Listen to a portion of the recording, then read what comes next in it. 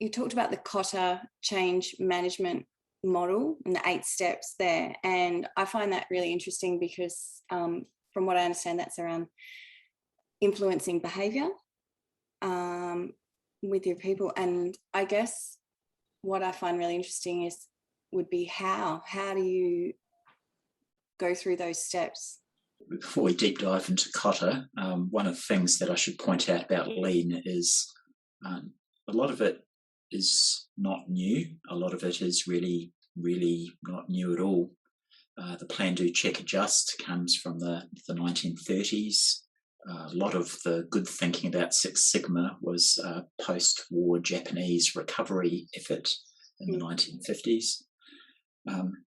The monkey on your back, and we can tell the story of the monkey on your back one day. That's a 1970s idea.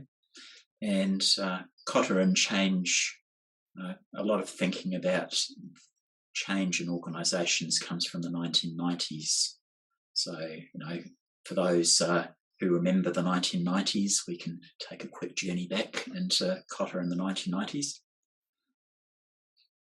So back in the day, about 50% of the Lean Six Sigma implementations fell flat on their face. And I don't think 2021 is much different. Yeah. So Kotter gave it some thought and did some very clever management consultancy and went into businesses and worked out why. And he came up with 8 things that contribute to your success, or if they're not there, your failure. So an 8-ingredient recipe. Mm-hmm. And ingredient 1, which actually accounted for 50% of the failed implementations by itself, was creating a sense of urgency. The second one was to... Can I interrupt? How do you go about creating a sense of urgency? Well, there's plenty of ways that you don't. So when you think about some of the things that leaders do in their day-to-day work that don't engage their team, one of them is that you don't talk about it. Mm-hmm. So, I stopped talking about lean, therefore the team think, well, that was a flavour of the month and we're not talking about it anymore, so it can't be important. And having a very easily articulated, believable and engaging statement of where we're going. So, a West Australian business, we're not going to be as big as Monadelphous, unless you're Monadelphous. We're going to be always number 2, might be a very clear objective. And I don't know, have you driven a rental car in the last decade, given that we don't get out much these days?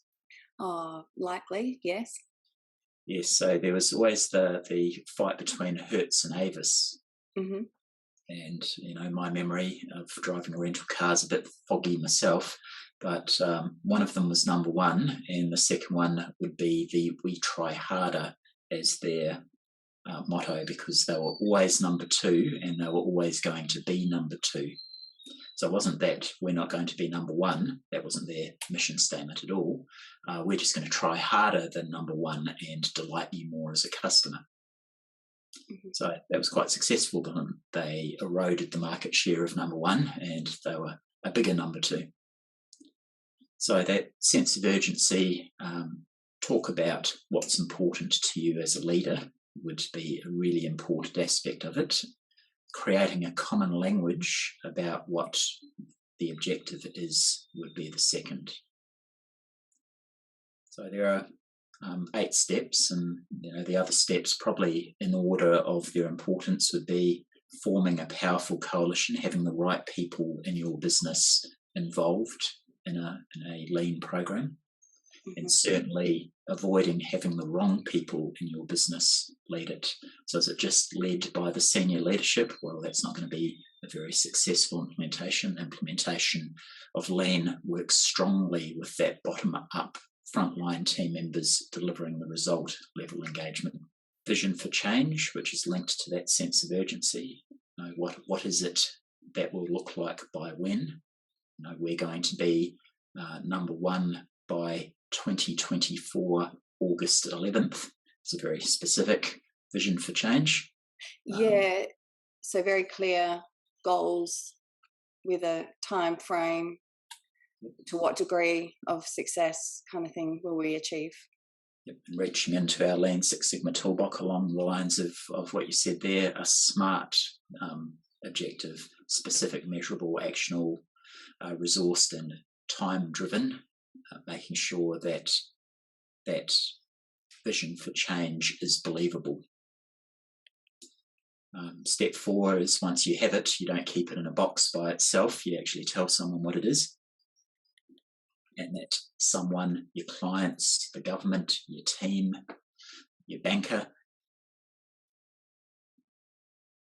whoever needs to be engaged in the journey is one that you need to communicate the vision to. You remove the obstacles that stop you from being successful. And I always say that the role of a leader is not to be the technical expert, but it's to remove the roadblocks that stop the team members from being awesome.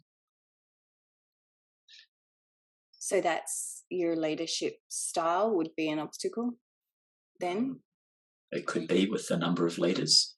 One of the more useful ways of dealing with it is taking someone who is your biggest dissenter and adding them to the team so that they are the ones who are accountable for calling out the risks and critical issues that we might have in our journey. Yeah.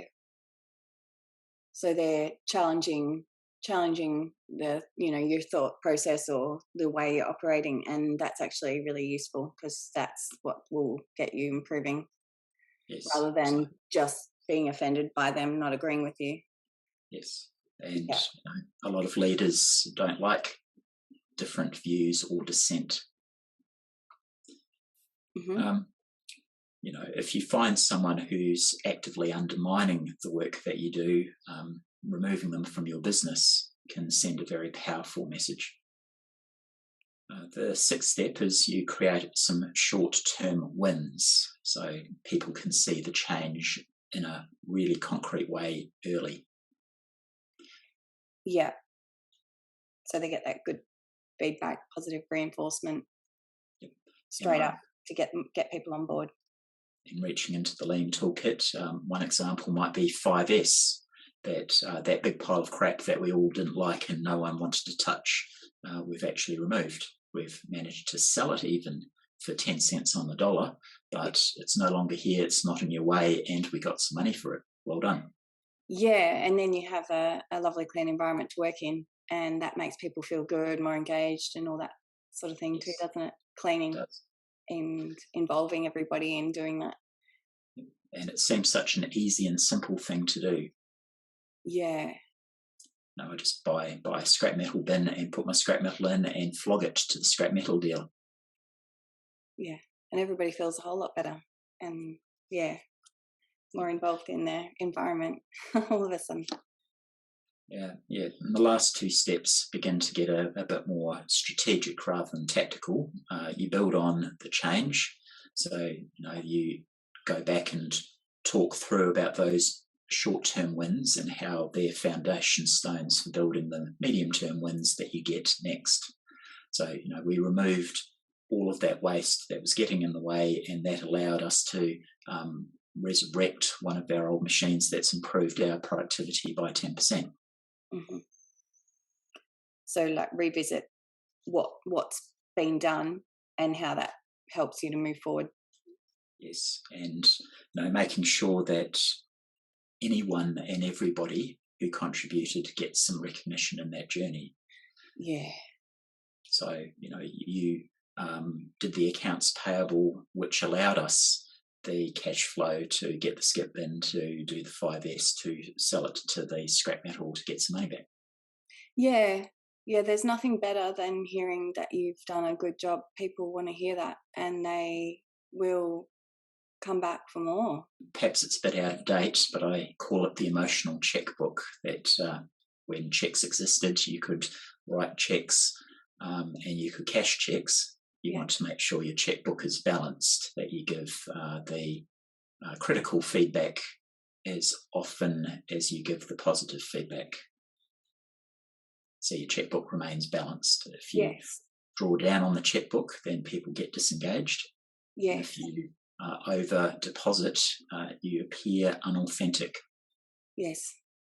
The last one is you anchor the changes in your corporate culture. So I talk about the common language, and that drives a common culture, making sure that those changes are anchored and can survive you being not in the business, in a different role, getting promoted, changing roles.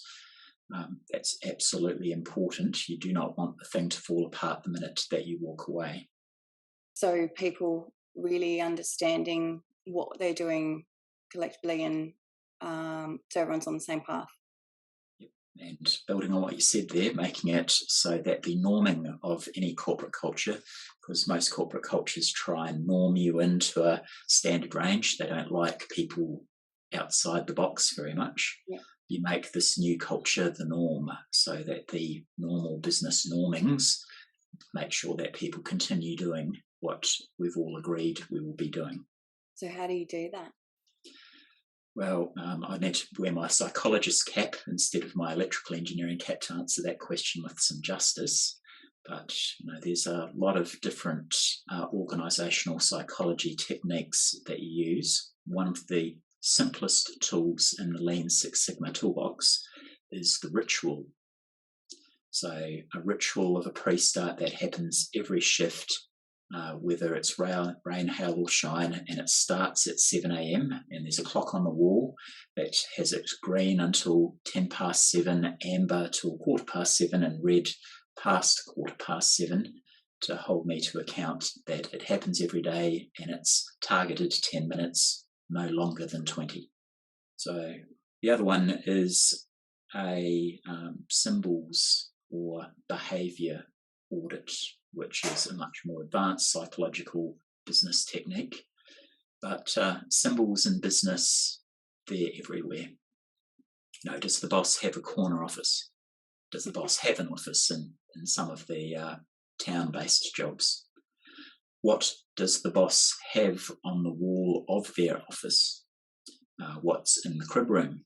What's in the wall of the crib room? Does the boss have a better car park than the team members? Does the team member crib room and the boss crib room, is it the same room, or are they different rooms? Do they have Nescafe Blend 43 in both, or just one? You've got a lot of those symbols and systems that you can adjust to anchor changes in the corporate culture. If you want everybody to contribute, have the up-to-date information in the hands of the people who are making decisions in the front line. Simple enough. You walk into a crib room and you stare at the wall, the safety board as an example, and you see an incident that happened 16 weeks ago. What does that tell you about safety culture in that business? Often it tells you that out-of-date safety information means that they're not valuing it on a day-on-day, shift-on-shift, hour-on-hour basis.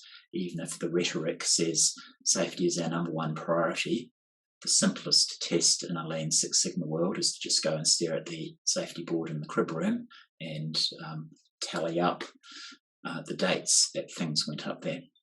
Mm-hmm. If the information is real and immediate, it will be much more impactful and relevant to people than if it's just wallpaper that's been up there for weeks or months.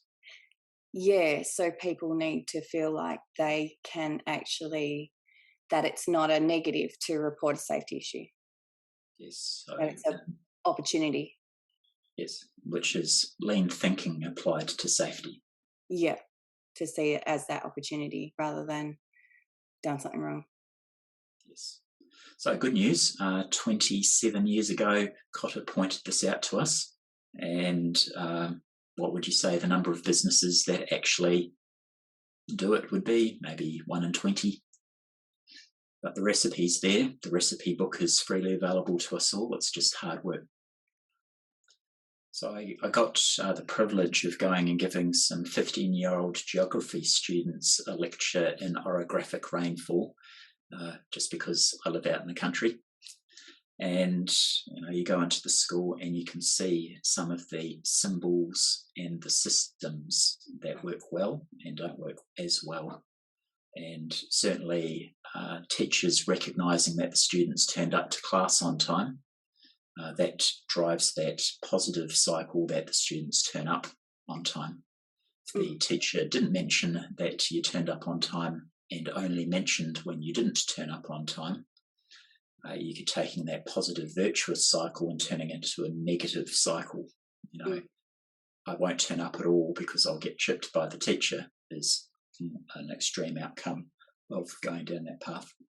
Providing positive reinforcement all the time. People are like maybe find it hard to provide any feedback, like it's exhausting, say a teacher, and so then they only do it when they feel like they really have to. So that's when it's a negative. So being a good leader is really hard work, and probably another discussion you and I can have at a later date. But certainly there are many, many different things, including this little flip book, that remind me of some of the behaviours that I shouldn't be showing.